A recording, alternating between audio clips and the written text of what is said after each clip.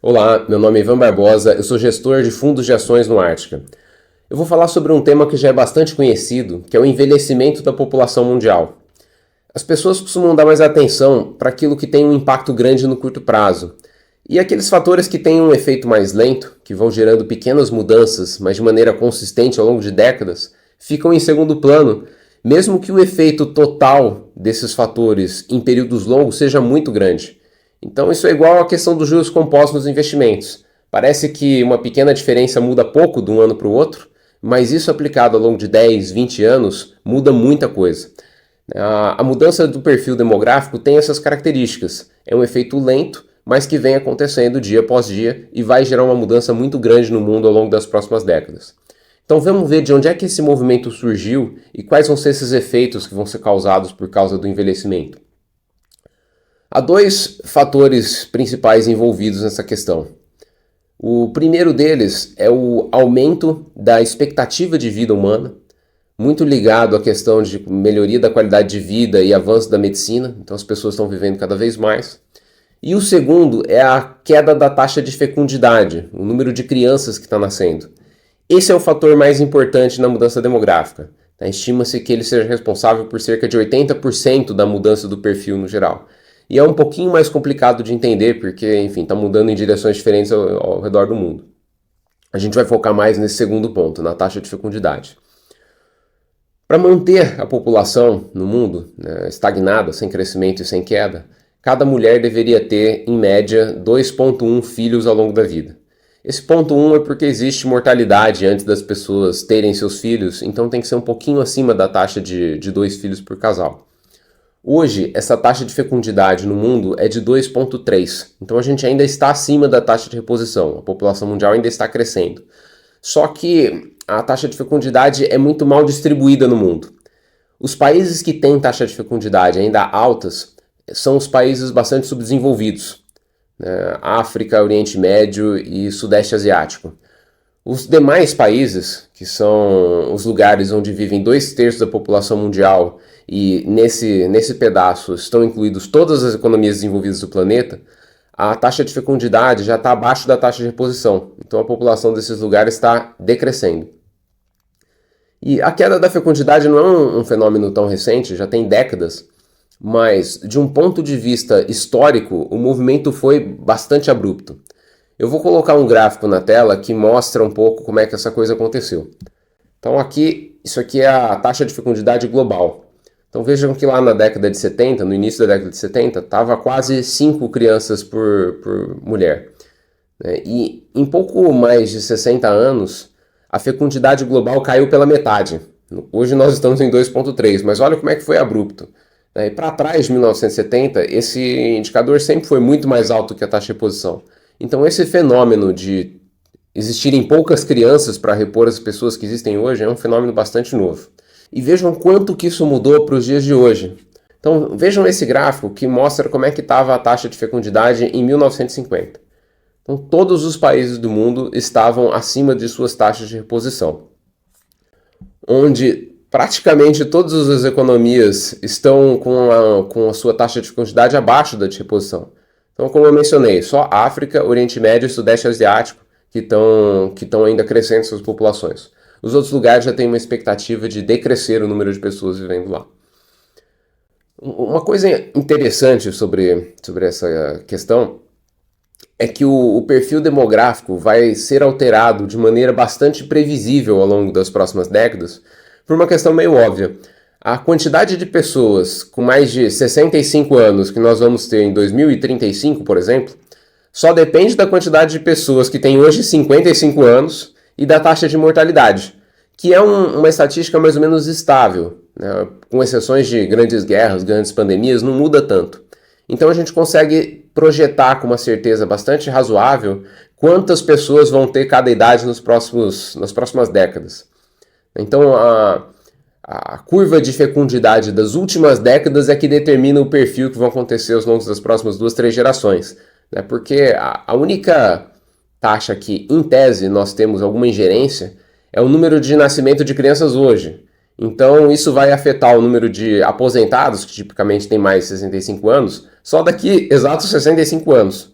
né? Todas as gerações nesse meio do caminho já estão determinadas pelas crianças que nasceram nos anos passados. E mesmo sendo teoricamente possível alterar a quantidade de crianças que está nascendo hoje, esse é um problema super complexo.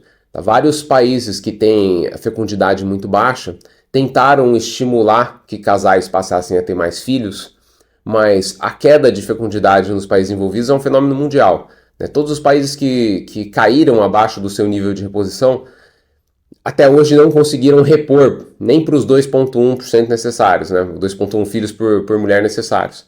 Então não se consegue fazer isso, né? Teve países que ofereceram benefícios fiscais, né? Dinheiro por criança nascida para o casal, para ajudar a criar o filho, mas mesmo assim não tem sido bem sucedido em elevar essa taxa para o que se gostaria que fosse do ponto de vista de estadistas, né?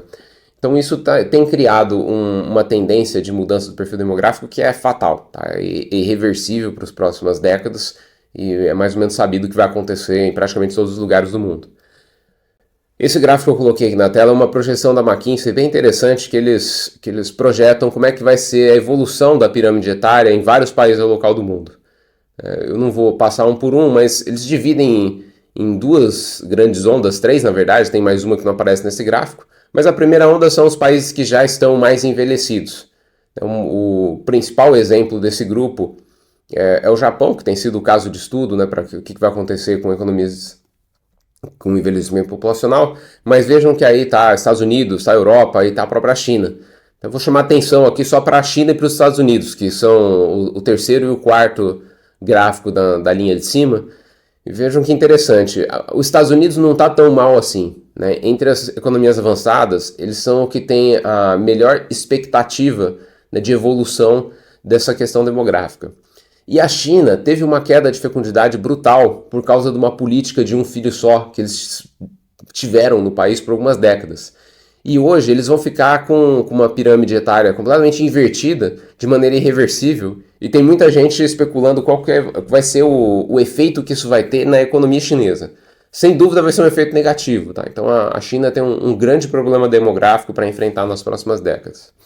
Bom, então esse movimento é mais ou menos global, só diferencia-se de um país para outro quando é que ele vai acontecer. Então tem a primeira onda de países que já está enfrentando isso, a segunda onda, onde está o Brasil, que vai enfrentar isso muito em breve, e só os países bastante subdesenvolvidos estão longe desse problema demográfico, mas aí eles têm todos os problemas econômicos, né?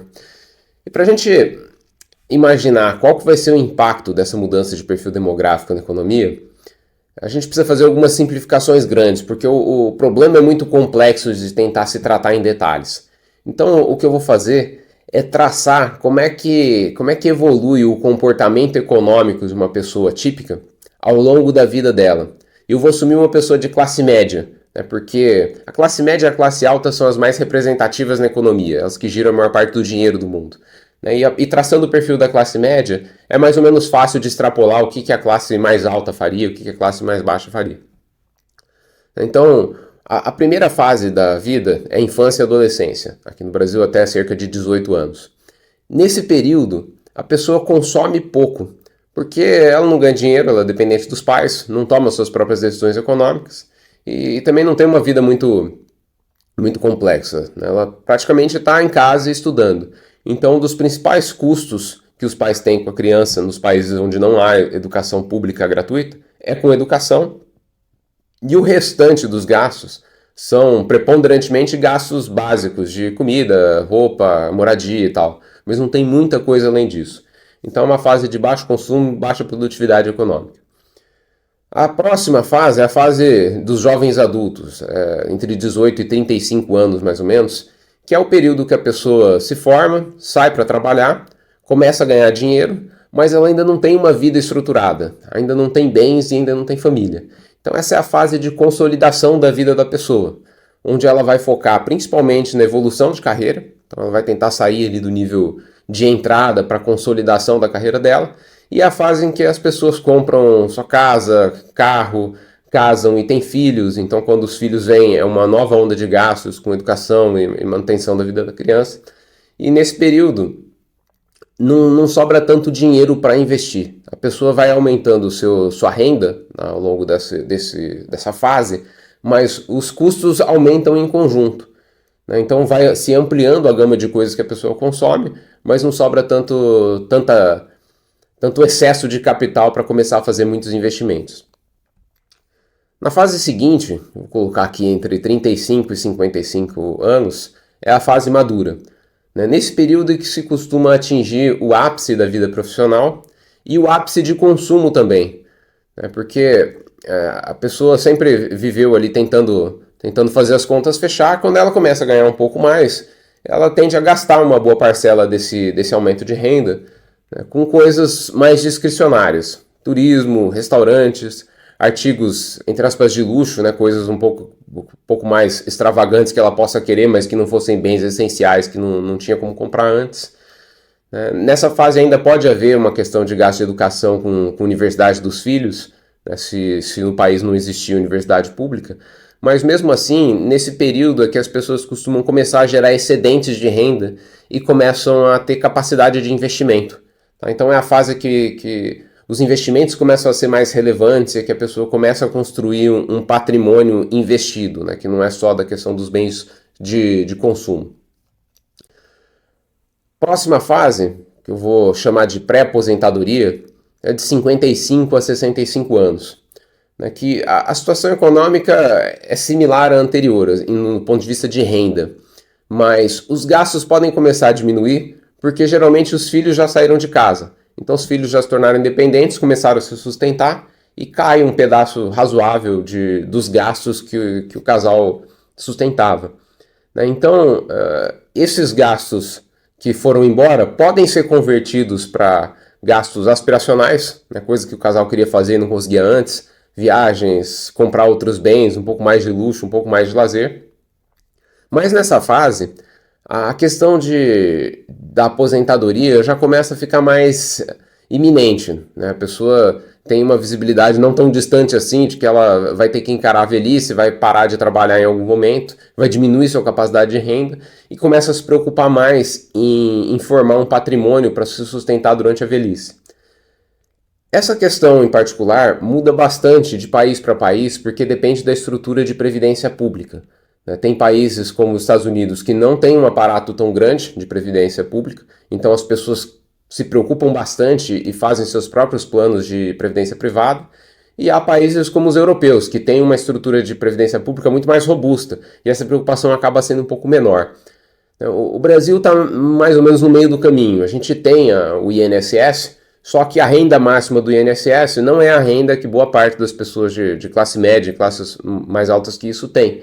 Então, boa parte da população precisa se preocupar com a previdência privada. Então, nesse período, espera-se que a pessoa dê um foco extra em constituição de patrimônio para complementação do plano de aposentadoria que ela tem.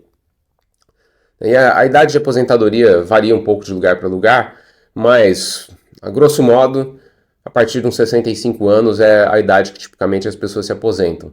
Então, a primeira fase da aposentadoria, dos 65 aos 75, são considerados os jovens aposentados, né, que é um termo curioso, mas a questão é a seguinte, né, a pessoa se aposentou, então ela tem até uma redução de renda, mas ela ganha bastante tempo livre. Geralmente as pessoas têm planos de como é que vão aproveitar a aposentadoria e, querendo ou não, elas têm uma reserva de capital razoável que foi constituída ao longo dos anos. Então, o movimento típico do recém-aposentado é fazer uma contenção de gastos recorrentes. Então, por exemplo, às vezes o casal se muda da casa maior que eles tinham, onde viviam com os filhos, para uma casa menor, porque os filhos já estão adultos, já têm suas próprias famílias e tal.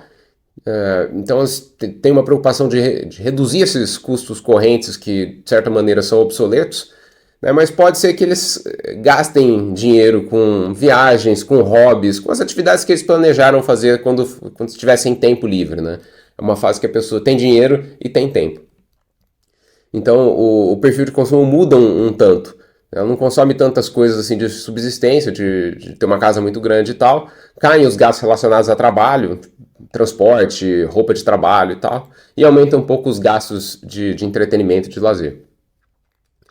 E uma característica notável também de quando a pessoa se aposenta é que o perfil de risco nos investimentos se torna bem mais conservador, né? Porque existe uma preocupação muito grande em não perder o dinheiro, porque não existe mais capacidade de trabalhar e ter uma renda nova, né? E também falar de investimentos de longo prazo, é claro que com 65 anos a expectativa de vida ainda é longa, tá? Mais de 20 anos em boa parte dos países, mas assim, não é a perder de vista, a pessoa já fica mais contida, com uma preocupação grande de preservar o capital que foi acumulado para a aposentadoria, né? E tem até, de certa forma, um paradoxo, que ao mesmo tempo que a pessoa quer gastar dinheiro para aproveitar a aposentadoria, ela tem medo de consumir todo esse dinheiro antes do final da vida.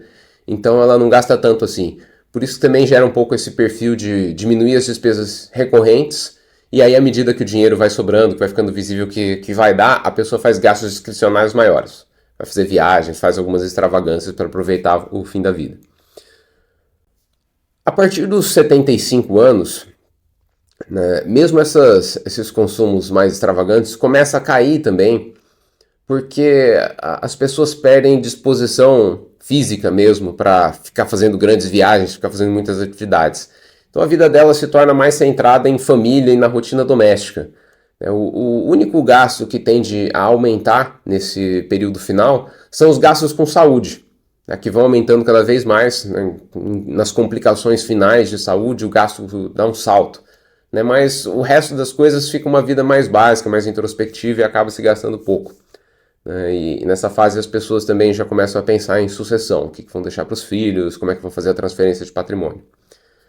Então esse é um resumo bastante grosseiro, que eu estou resumindo o que seria a vida econômica de uma pessoa em alguns minutos, mas dá uma régua para a gente pensar como é que a economia muda se a quantidade de pessoas em cada estágio de vida muda também. Então, todas as ressalvas que uma simplificação extrema dessa pode criar de problemas, né, dá para a gente pensar um pouco o que acontece na economia. Eu vou começar falando sobre o impacto dessa mudança demográfica no mercado de trabalho, né, e consequente impacto na economia, porque a produção econômica como um todo pode ser grosseiramente reduzida à seguinte fórmula. Depende do número de pessoas que existem no país, das horas trabalhadas por pessoa e da produtividade dessas horas trabalhadas. Então, o número de pessoas que importa nesse caso é o número de pessoas em idade produtiva, que o padrão mundial para considerar essa faixa de idade produtiva é entre 15 e 64 anos. Então, quanto maior for o percentual da população que cai nessa faixa etária, maior seria o potencial econômico do país, porque maior seria a parcela da população disposta, né, com condições de trabalhar. A parcela máxima, né, de pessoas em idade produtiva na população total de um país tende a ficar em torno de 70%. Esse é o pico, né? Não é necessariamente nisso, mas a grosso modo chega até 70%. E com o envelhecimento da população que está acontecendo agora, esses 70% podem cair para algum lugar entre 50% e 60%. Tá? Essa é a faixa que se espera que a população chegue e bata ali no mínimo para a maioria dos países. Os países que sofreram o declínio da taxa de fecundidade primeiro já passaram do seu pico de população na idade produtiva. Então nesse grupo está Japão, Estados Unidos, China, os países europeus. Então eles já não tem mais o que se chamava de bônus demográfico, né? A quantidade máxima da população deles que estava em idade produtiva já passou há um tempo atrás. E grande parte dos demais países, né, os que estão na segunda onda de envelhecimento, incluindo o Brasil, vão atingir esse ápice muito em breve, provavelmente já na próxima década. Né? E não é que tem muito mais espaço para aumentar muito a população produtiva. Ela vai crescer um pouquinho, vai atingir o pico e vai começar a cair. Então, um primeiro impacto que a gente prevê nesses países todos é que vai haver uma escassez de mão de obra jovem. E isso vai afetar principalmente as atividades econômicas que são intensivas em mão de obra pouco qualificada, que geralmente são os empregos de entrada que as pessoas começam a trabalhar através deles, né? Vou dar um exemplo que é meio icônico, mas as redes de fast food nos Estados Unidos é mais ou menos isso. E isso já vem sendo observado em vários países. Nesses da primeira onda, que já passaram seu pico, eles já estão vivendo esse problema de escassez de mão de obra pouco qualificada. E o que eles têm feito para resolver isso é abrir as portas para a imigração, preencher as lacunas que a mudança de demografia da sua própria população criou, trazendo gente de outros países menos desenvolvidos. Uma exceção a essa política é o Japão, que até hoje é muito fechado para essa questão de imigrante. Eles não aceitam muito bem a ideia, que tem sofrido bastante com a escassez de mão de obra jovem. E as alternativas à imigração para resolver esse problema são bastante difíceis. Uma delas é aumento de produtividade, aumentar o quanto se produz por hora trabalhada.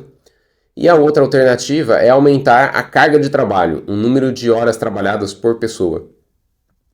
O aumento de produtividade é algo que sempre se buscou, independente desse problema demográfico, todo mundo sempre quer aumentar sua produtividade. Mas não é uma coisa fácil de se fazer. Muito disso é dependente de avanço tecnológico. Então, hoje, existe perspectiva de melhorar a produtividade com inteligência artificial, com automação fabril, com robótica, mas o ritmo que isso tem acontecido não vai ser muito acelerado só por causa do problema demográfico. Sempre se tentou fazer isso o mais rápido possível. Então, o que temos hoje é o que, entre aspas, o que dá para fazer. E a segunda alternativa, que é o aumento da carga de trabalho, em tese, seria mais fácil de implementar. Até existe uma prova concreta de que a maior parte dos países tem espaço para aumentar sua carga de trabalho, porque a China hoje trabalha mais que todo mundo. É tipo 30% a mais do que a carga de trabalho da maior parte dos países. Então não é impensável resolver isso aumentando a carga de trabalho. No entanto, as populações resistem bastante a essa tentativa de mudança. Então até é curioso, porque pega o problema brasileiro, que hoje está se falando de dívida aumentando e tal. Existe um jeito, entre aspas, fácil de resolver isso. A gente poderia combinar que todo mundo vai trabalhar 1 hora a mais por dia durante um ano, ou ficar sem férias um ano, ganhando nesse período, ganhando 1 hora a mais, ou ganhando um mês extra para não tirar férias.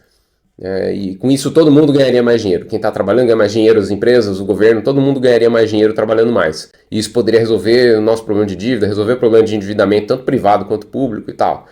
Mas sim, a gente não vê nem essa ideia sendo aventada, As pessoas consideram que isso é uma coisa inimaginável, trabalhar um pouco mais. Enquanto isso, está a China lá trabalhando 6 dias por semana, 12 horas por dia. Que não é à toa que eles tiveram o milagre econômico que eles tiveram nas últimas décadas. Então, assim, são só essas duas alternativas, não tem muito saída disso. E não são coisas muito fáceis de se implementar. E a imigração, que acaba sendo a alternativa adotada, também tem seus problemas. Não é uma solução mágica que resolve pronto. Mas eu vou evitar entrar nesse assunto de imigração, porque é muito mais uma questão política, cultural, e a gente perderia o foco aqui.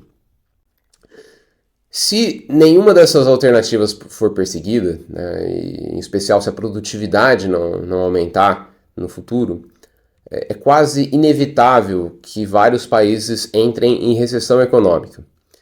Que, assim, não é o fim do mundo, tá? Eu não vejo como um fator tão catastrófico, porque o que importa, no final do dia, é a qualidade de vida das pessoas. E para a qualidade de vida das pessoas, o que precisa se manter ou crescer é o PIB per capita, e não o PIB absoluto. O que importa é a quantidade de dinheiro disponível para cada pessoa, e não a quantidade de dinheiro disponível para o país. Então, pode ser que, junto com a redução da população, o PIB reduza num ritmo que mantém o PIB per capita.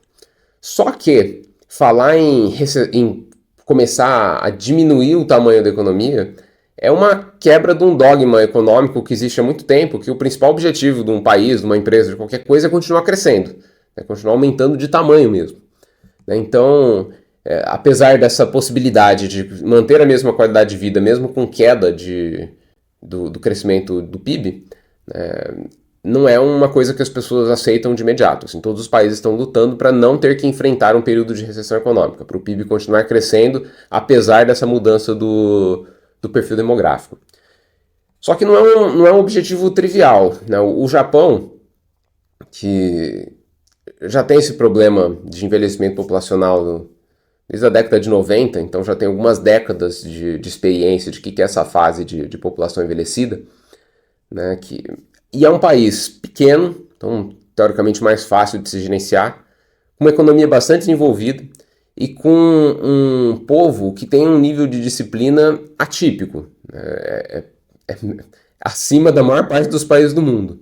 E mesmo assim, mesmo sendo um país pequeno, desenvolvido e bastante bem coordenado, o que eles têm conseguido ao longo das últimas décadas é manter sua economia mais ou menos estagnada. Eles não estão caindo, mas também não estão subindo muito, estão com taxas de crescimento bem pequenininhas.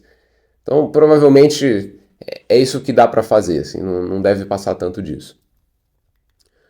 E mesmo a manutenção do PIB per capita não é uma coisa tão óbvia por causa da queda do percentual da população em idade produtiva.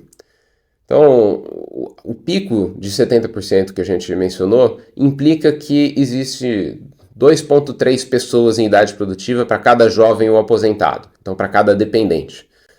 Nos 50% que são projetados para alguns países, vai haver apenas uma pessoa trabalhando, nem em idade produtiva, que também não é 100% das pessoas em idade produtiva que trabalham, mas haveria uma pessoa em idade produtiva para cada pessoa em idade dependente, ou jovem ou aposentado.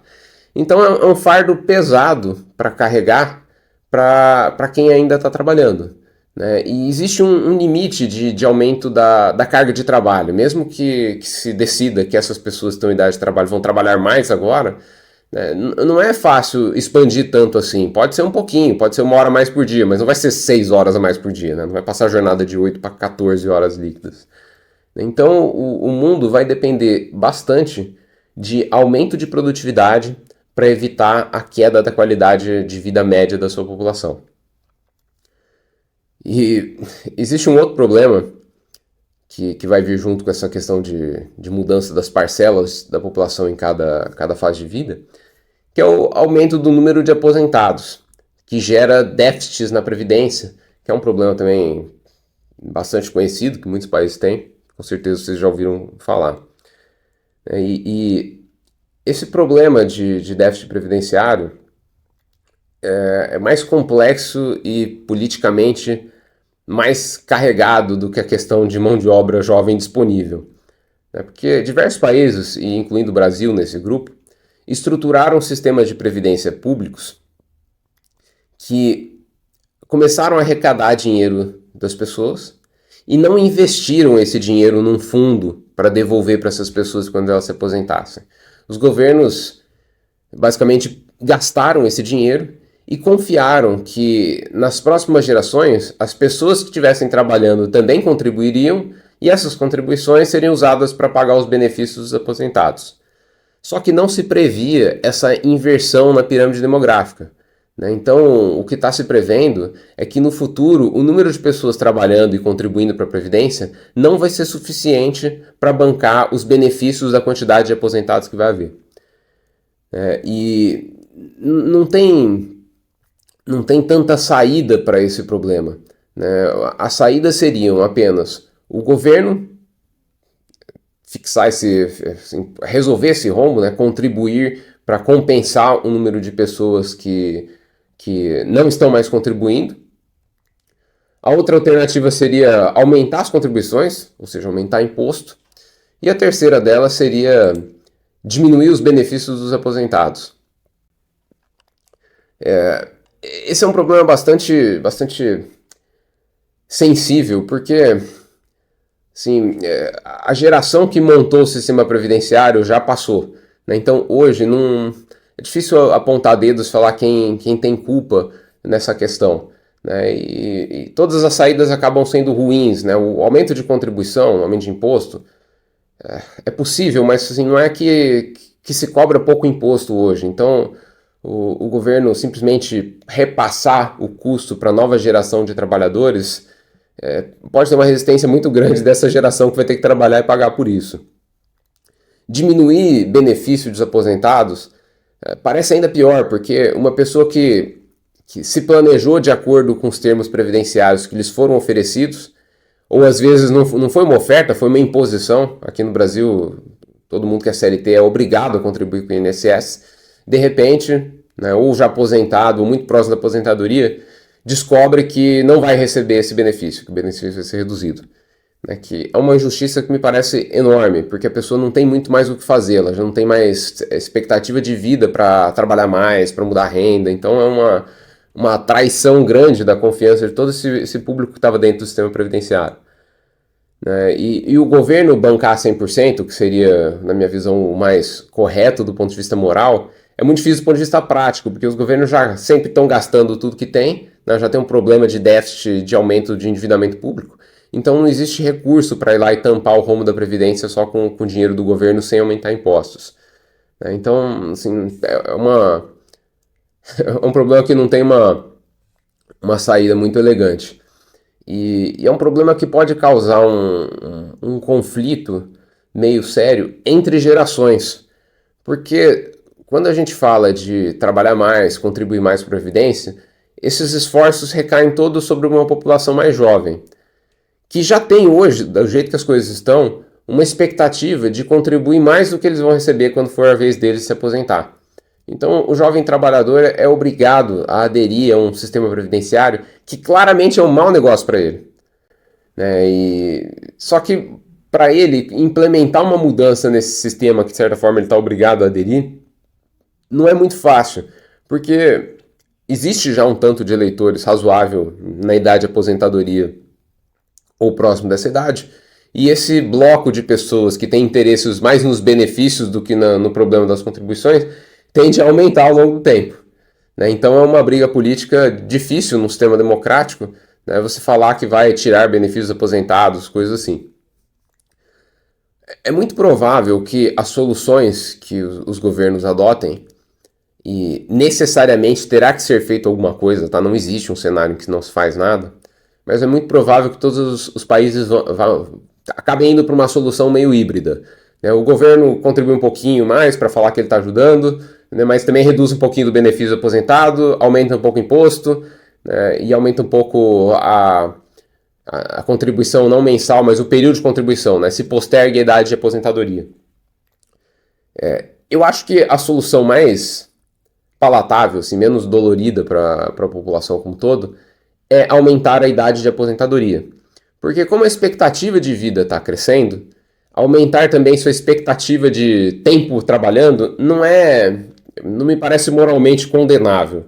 Se antes as pessoas viviam 70 anos e agora vivem 85, é muito difícil você falar que elas vão aposentar com a mesma idade.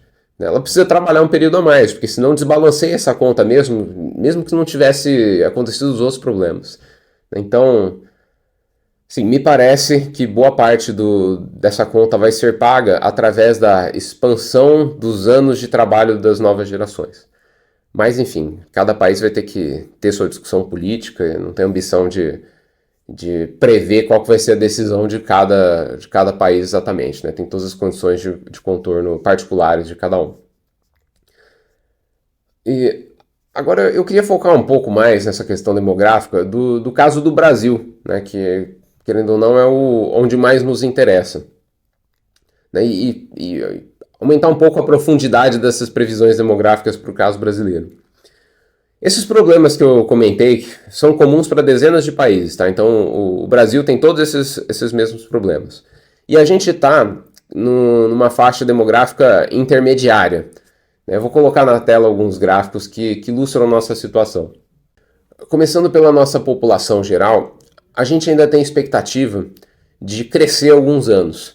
Não por causa da nossa taxa de fecundidade, que já está bastante baixa, está em 1,6 filhos por mulher hoje, mas por questão de expansão de expectativa de vida. Então até 2040 a gente deve continuar crescendo num ritmo baixo, e 2040 é mais ou menos quando se prevê que o Brasil vai atingir o seu pico populacional.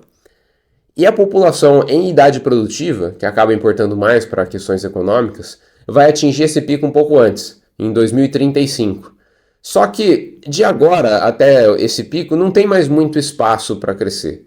A expectativa é que se cresça 1,6%, não quase nada até lá.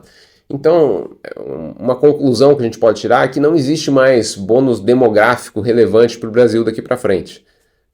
A gente está numa situação mais ou menos estável até 2040, e a partir de 2040 a gente vai começar a ter o problema que vários outros países têm de segurar o crescimento econômico com uma população caindo, principalmente uma população em idade produtiva caindo.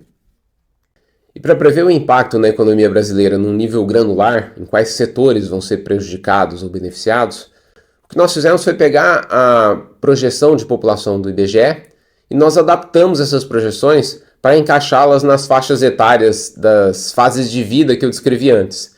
Então, cada um desses 6 blocos são as fases que a gente comenta um pouco, e olhando, né, o movimento de cada uma dessas faixas e o perfil de consumo de cada uma delas, a gente consegue fazer uma inferência de o que vai acontecer com os setores que atendem essas determinadas faixas etárias. Então, os principais pontos estão nos extremos, né? O que mais chama atenção é que a população de crianças e adolescentes deve cair, tá, num ritmo razoável ao longo das próximas décadas. Os jovens adultos caem um pouquinho, mas já é uma queda menos relevante. As pessoas em idade produtiva mais madura, né, não vão ter uma mudança muito relevante, vai mais ou menos andar de lado. E o número de pré-aposentados e aposentados vai crescer. O que mais cresce aqui é a população de idosos mesmo, as pessoas com mais de 75 anos. Então, vamos lá destrinchar isso para qual que é o impacto que esse negócio vai ter. E como eu falei, o impacto mais óbvio vem da mudança do perfil de consumo. Os setores que têm como público-alvo crianças, adolescentes e jovens vão ter uma dificuldade de crescer daqui para frente. O que chama mais atenção nesse grupo é a educação, que é o principal gasto das pessoas nessa faixa etária. Principalmente educação focada em ensino fundamental e ensino médio, porque o número de pessoas entre 0 e 17 anos vai cair 14% nos próximos 10 anos. Então é um belo vento contra o crescimento dessa indústria. Outros exemplos de indústrias que estão nessa mesma situação são setores de brinquedos e jogos infantis, marcas de roupa e acessórios focados em adolescentes, e entretenimento jovem em geral, boates, festivais, etc. Esse é o tipo de coisa que tem um vento contra. Os setores focados num público com mais de 35 anos vão ser os beneficiados no final do dia, principalmente os que estão nas faixas mais altas. A população idosa, que é a população com mais de 65 anos, vai crescer 41% na próxima década. Isso significa um crescimento de 3,5% ao ano. É um impulso de crescimento enorme. E o principal setor beneficiado por isso é o setor de saúde. Então, uma referência para ilustrar quanto eles são beneficiados é que as pessoas com mais de 65 anos gastam cerca de 3 vezes mais com saúde do que a população com menos de 25 anos. Então, esse setor vai ser impulsionado tanto pelo crescimento demográfico quanto por uma questão de avanço tecnológico que vai inflando os gastos com saúde ao longo dos anos. Também vão ser beneficiados os setores de turismo e atividades de lazer em geral, que são adequados para um público mais velho, porque vai ter muito mais aposentados com dinheiro e tempo à disposição para gastar com isso. Então, isso vai acabar respingando também em marcas mais premium, artigos de consumo discricionário que não são essenciais à vida, que tipicamente vão ser consumidos por pessoas que estão nessa situação de ter renda e patrimônio um pouco em excesso para poder gastar com isso. Pela mesma razão, a indústria financeira e de gestão patrimonial também deve crescer, porque a quantidade de pessoas na fase de pré-aposentadoria, que é o principal público que tem uma preocupação de economizar muito, vai aumentar 17% nos próximos 10 anos. E é o público que mais investe.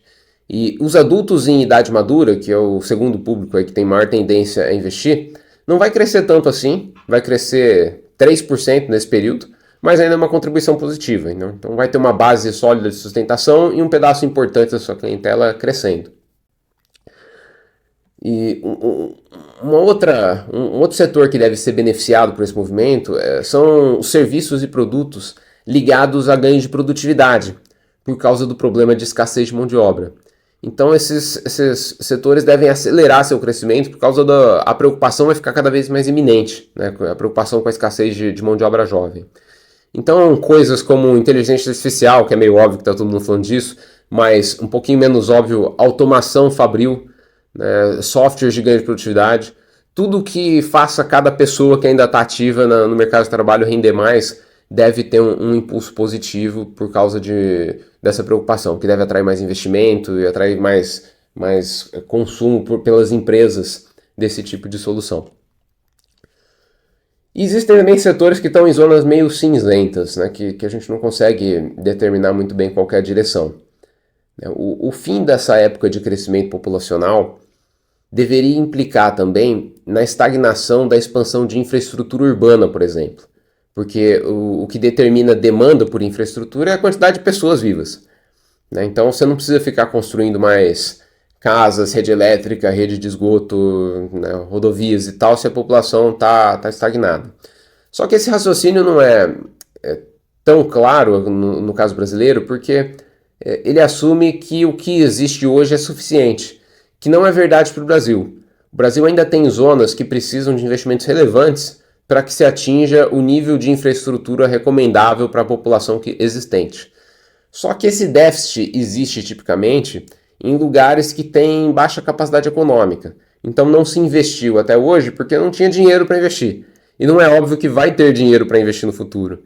Então a gente não consegue prever se a infraestrutura no Brasil é um setor que deve crescer muito ou não. Em tese, assim, em teoria, deveria crescer sim, né, porque ainda existe a demanda. Mas a demanda, assim, essa pressão de demanda tende a diminuindo e a restrição de capital, que é o que historicamente segurou esse setor de crescer, ainda existe lá. No Japão, assim, só como exemplo, onde a população já está decrescendo, tem lugares em que tem casa sobrando, que é uma realidade que a gente não vive muito aqui, né? Não tem muitos países que estão nessa situação.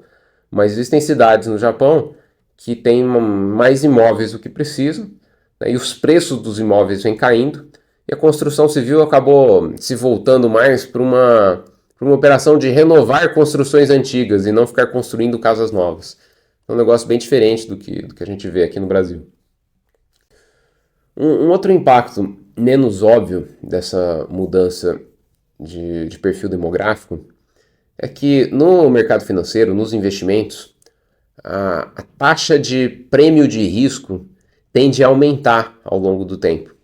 Porque o público mais velho, que vai representar uma parcela cada vez maior do total de capital investido, é mais avesso a risco. De maneira geral, a aversão a risco aumenta junto com a idade. Então, à medida que o público total for envelhecendo, as pessoas vão buscar mais ativos seguros, ativos de renda fixa, e o prêmio de risco, ou seja, tudo aquilo que rende mais do que o tesouro direto básico, né, que tem algum risco aumentado, a diferença entre a rentabilidade do tesouro direto Selic e de outras coisas tende a aumentar. Só que não é muito claro se isso vai aumentar através da queda dos ativos de risco ou do aumento de preço, né, que significa a queda da taxa, dos títulos básicos. É possível, né, eu diria até que é provável, que essa mesma abundância de capital em busca de títulos de renda fixa com um perfil de risco mais baixo gerem a queda da taxa básica de juros. Né, porque vai ter muita gente procurando esses títulos básicos, abundância de capital, e o ritmo de crescimento econômico tende a cair por causa da questão de escassez de mão de obra. E quando o ritmo de crescimento econômico cai, né, o capital extra disponível para investimento é menos remunerado, não existe tanta demanda de capital para continuar crescendo. Então essas duas coisas vão na direção da taxa básica de juros cair. Então é provável, isso aqui é difícil de prever, tá? Tô soltando um palpite educado, mas é provável que a gente veja, né, os títulos de renda fixa básicos aumentando de preço, ou seja, diminuindo a taxa de rentabilidade anual, né, e os outros ativos com risco aumentando esse spread. Esse movimento, né, de queda da taxa básica de juros e aumento do prêmio de risco já aconteceu no Japão, que é o caso de estudo clássico para todos os efeitos de população envelhecida, e o Banco Central Europeu faz a mesma previsão para a União Europeia. Num relatório deles chama The Macroeconomic and Financial Impact of Population Aging. É um relatório que foi publicado em 2022, tem na internet, é um relatório bastante longo, mas eles fazem esse caso de previsão de que a taxa de juros vai cair por causa do envelhecimento da população. Para a classe de ativos que mais nos interessa, que são as ações, não dá para falar muito bem o que vai acontecer, né? Por um lado, a queda da taxa de juros faria as ações se valorizarem, é um fator positivo. E do outro lado, a ampliação do prêmio de risco vai no sentido contrário, de cair o preço das ações, né? Quando a taxa implícita numa ação aumentou, a taxa de rentabilidade, quer dizer que o preço dela caiu. Só que apesar dessa incerteza, que na minha visão coloca as ações num campo meio neutro, esse efeito geral na classe de ativos me parece muito menos relevante do que os efeitos setoriais que nós exemplificamos. Então, eu acredito que vão surgir muitas oportunidades de investimento boas por esses deslocamentos de perfil de consumo, né, para quem conseguir refletir sobre o impacto que o envelhecimento da população vai causar em cada um dos setores, escolher os setores certos e tiver a paciência de esperar, porque o efeito é lento, é certo, mas é lento. Então vai vir ao longo das próximas décadas de maneira determinista. Atualmente, nos nossos fundos, nós temos cerca de 25% do portfólio em teses de investimento que são beneficiadas pelo envelhecimento da população. Isso é de propósito, tá? A gente já vem fazendo isso há algum tempo e continuamos buscando teses com essa característica. Nós temos duas empresas no setor de saúde, que são Blau, que é uma farmacêutica, e Fleury, que é um laboratório diagnóstico. E nós temos investimento em banco mercantil, que é um banco normal, mas foca num público com mais de 50 anos, então também é beneficiado por esse perfil demográfico que está por vir. E esse percentual deve aumentar um tanto em breve. Né? Como eu comentei, nós estamos procurando teses novas que sejam favorecidas por esse movimento que a gente sabe que vai acontecer. E nós aprovamos recentemente uma tese de investimento no Japão, né, numa empresa lá que é um setor que no Brasil é muito pouco desenvolvido, né, mas lá já é bastante consolidado e está crescendo muito por causa dessa mudança de perfil demográfico. Esse investimento eu ainda não vou comentar porque nós ainda estamos comprando, mas assim que nós atingirmos a alocação máxima que nós desejamos, eu volto e conto para vocês. Muito obrigado e até a próxima.